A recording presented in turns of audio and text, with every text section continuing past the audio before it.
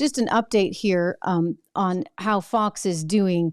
They are, in some ways, kind of becoming the new Bud Light. I mean, it's except that it's now Miller Lite. But Fox has alienated its audience quite extraordinarily by getting rid of Tucker Carlson, as we suspected they would. And I was looking at the numbers, and they're off more than 50% now from where Tucker was.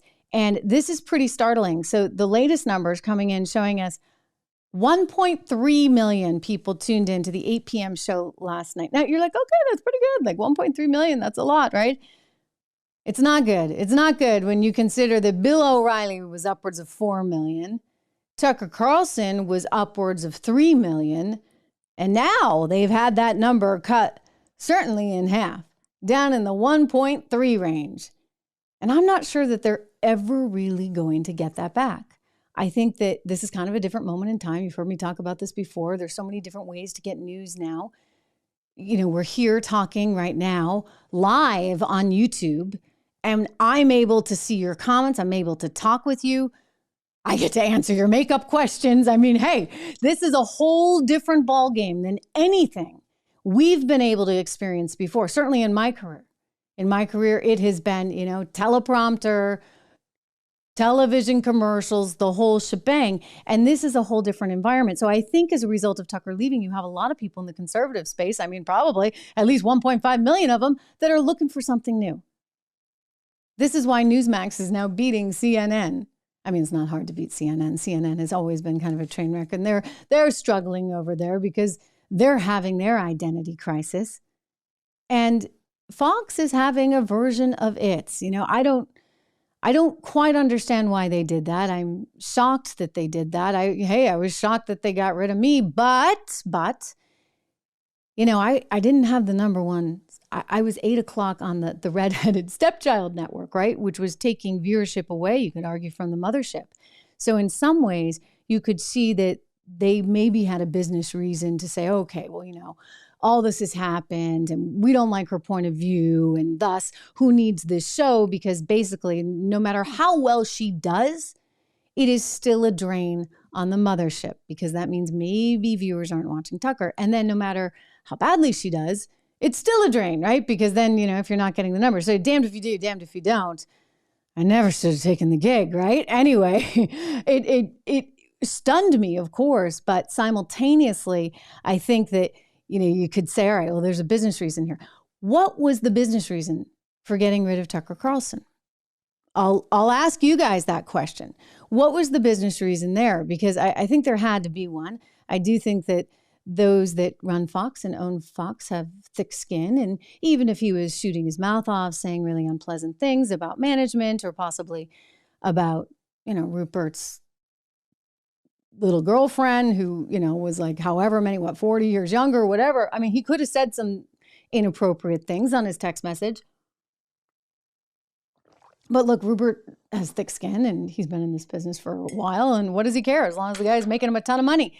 And Tucker certainly was. I mean, he really made them a lot of money. So what exactly happened? I do have my suspicions that this may have been about two people, Alexandria Ocasio-Cortez and Chuck Schumer. Chuck Schumer, who 5 weeks earlier had been on the floor of the Senate saying, we need to regulate Fox News and Tucker Carlson. I mean, that could have put the fear of God into them. Who knows, right?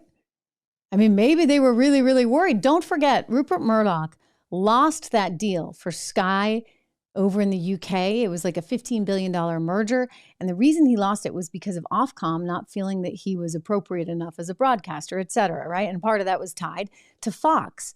So he had been through a pretty challenging experience in that sense. I mean, we are not the UK and we don't have Ofcom, but crazier things have happened like this, right? So who's to say maybe he wasn't, in fact, really worried that there would be some regulatory action against Fox.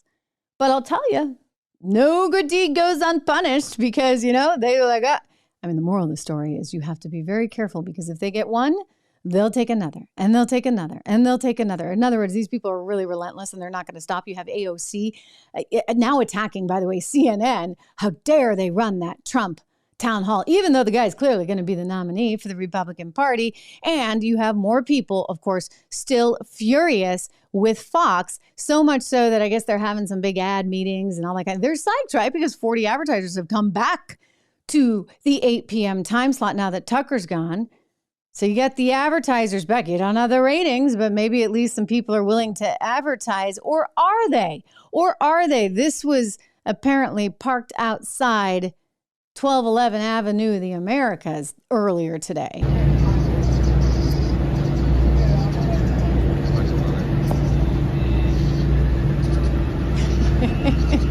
So for those of you on the Apple podcast listening just to the audio, what we are watching, or did watch actually, was in fact some video of Fox, and there's a campaign, there's a big truck, it says drop Fox, hashtag drop Fox, and they're pointing to a lot of Tucker stuff. Of course, Tucker's not there anymore, but that's not going to stop them. They're saying, you need to drop Fox. So that's meant to kind of spook the advertisers. Look, this is a business. And I would just say what's interesting to me is if you think about it as a business, I get why, there's all this stuff coming out about Tucker and they're leaking things and people are wondering who's doing the leaking. I would just say, look, any of these organizations need to protect their quote unquote property in that they built Tucker into becoming quite a star. He, of course, had to have the natural talent, but let's be honest, he had a wonderful, wonderful, wonderful platform. So because he had this incredible platform, he was able to get the word out in a much bigger way than, if he was just, I guess, broadcasting from his basement, which he may be able to do very soon and do so very, very successfully on Twitter because he's built this audience. But from Fox's standpoint, they're like, hang on. You're ours. We have the right to bench you, which is what they did. Same thing happened to me. They had the right to bench me as long as they paid out the contract. And we don't want you going anywhere else because we don't want any other entity to benefit from you. But I'm wondering, and I do have to go back and look at my old contract. I'm wondering if there's anything in there that would pertain to internet, right? Because everything's been changing so fast. And maybe there's nothing in there that says he can't stream live. I don't know the answer to that. But even so, look, it's going to be Twitter's sort of benefit. And so all the sort of prestige or fame that was built up by being in that 8 o'clock time slot is now getting handed over to someone else. And hopefully that's Tucker. Hopefully Tucker is the one that's going to benefit from that. But indeed, whatever platform he chooses will also benefit too. So it's a very interesting one to watch. And it's, been kind of on the down low lately. We haven't heard as much. Probably they're still working through legal negotiations. I wish them both well. I do. But I think it's going to be hard for Fox. I think it's going to be very hard to replace his time slot. And I also think it's going to be extremely difficult for viewers to have any more trust. They've already gone looking elsewhere. And once they go looking elsewhere, they're going to find new channels, new places, new content.